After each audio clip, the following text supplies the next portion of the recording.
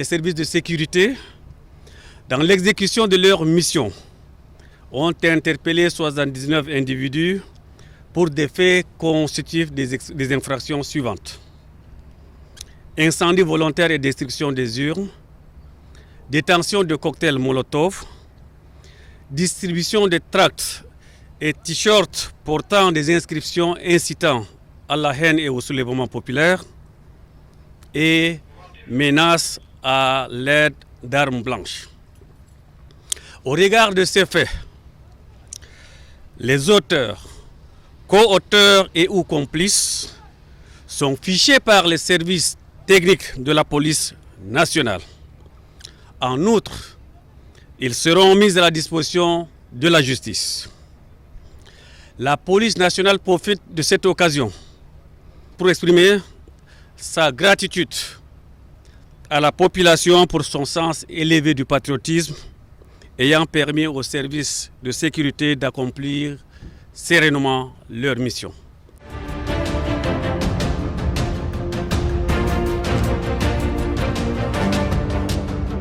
Aujourd'hui, vous avez assisté à la présentation des présumés auteurs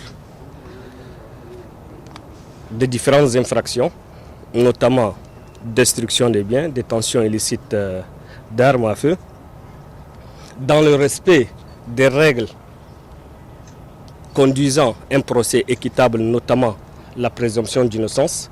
Le ministère public se saisira de la procédure, enclenchera l'action publique et une fois les charges établies contre ces présumés auteurs, le droit sera dit.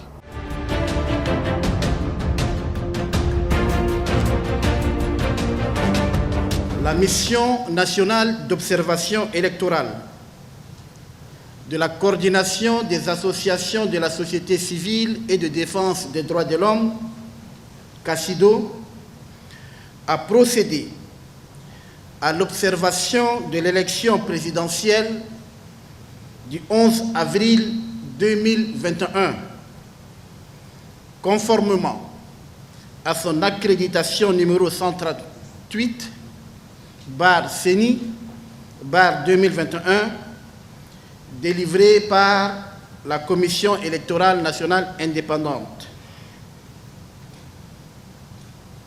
Il faut noter que 20 équipes ont été déployées sur le territoire national.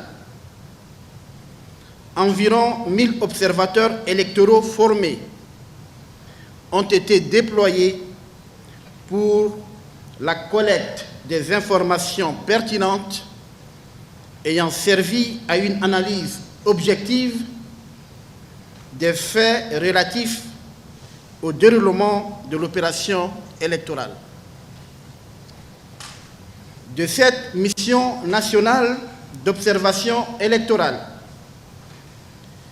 la CACIDO a constaté les faits suivants. L'implantation des bureaux de vote à des endroits accessibles aux électeurs.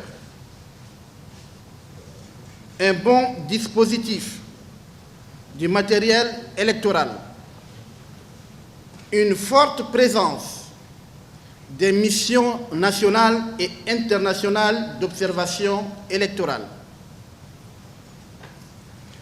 Les opérations publiques de dépouillement ont été effectuées conformément aux dispositions du Code électoral.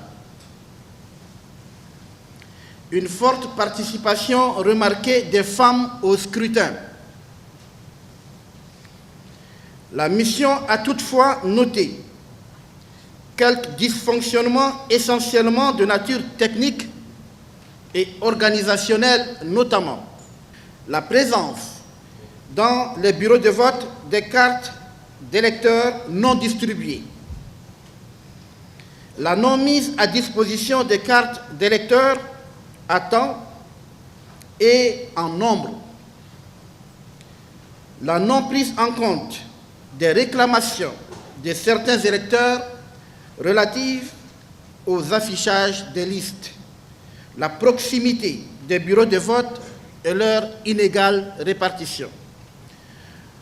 malgré quelques imperfections constatées ça et là, et qui ne sont pas de nature à entacher la régularité du scrutin, la mission nationale d'observation électorale de la CACIDO dénote avec satisfaction que l'élection présidentielle a été libre, transparente, crédible et démocratique.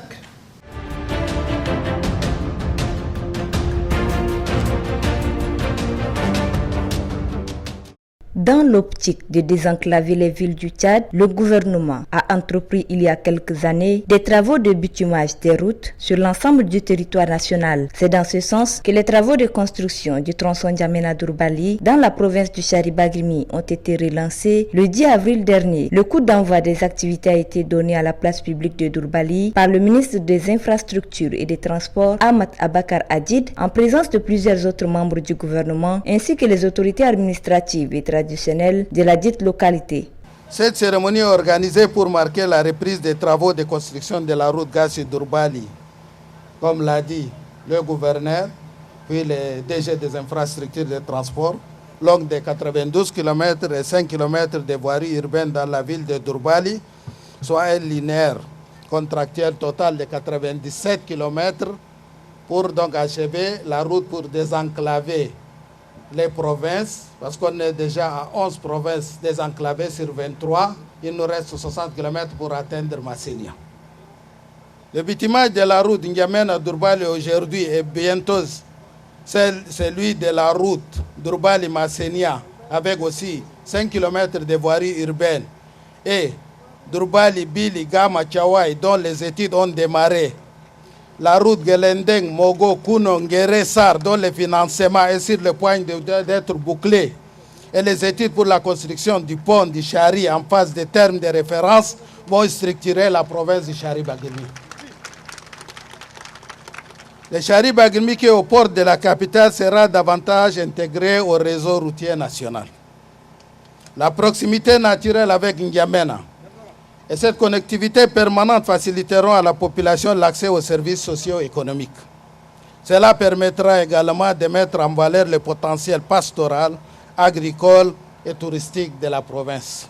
Dans son discours de circonstance, le gouverneur de la province du Chari-Bagrimi, Gayang Souaré, a remercié le maréchal du Tchad pour la relance de ces travaux qui viennent développer l'économie de la ville de Dourbali. Financés à 100% sur le budget de l'État, les travaux de construction de la route N'Djamena-Dourbali sont confiés à l'entreprise Satom et dureront 8 mois.